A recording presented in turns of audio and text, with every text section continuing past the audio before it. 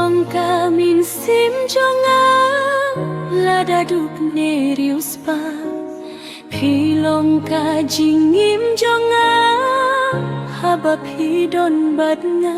kamin sim jonga kakwe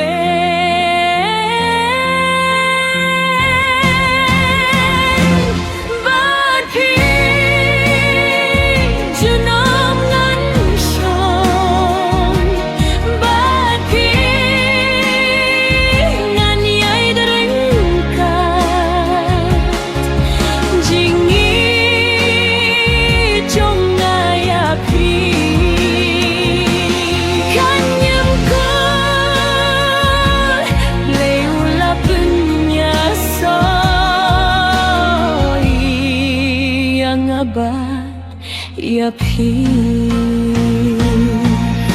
kisniki por kilet hinray pisahanga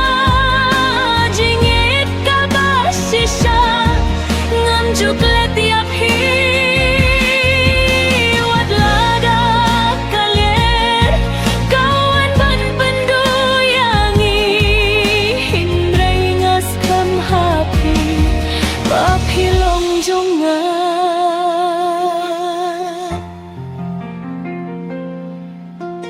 pilong kamin sim jonga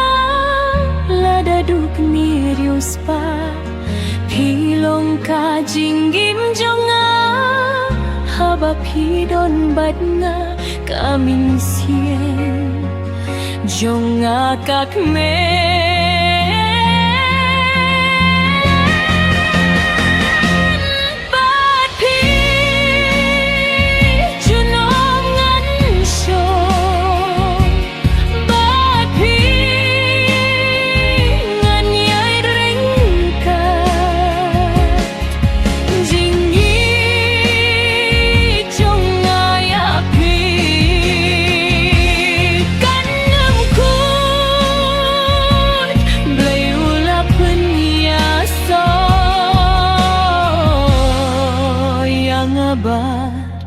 ya pi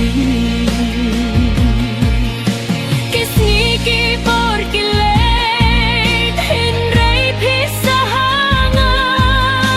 jingit kabasisha ngamjuklet ya pi wadlabun ki jingge hinray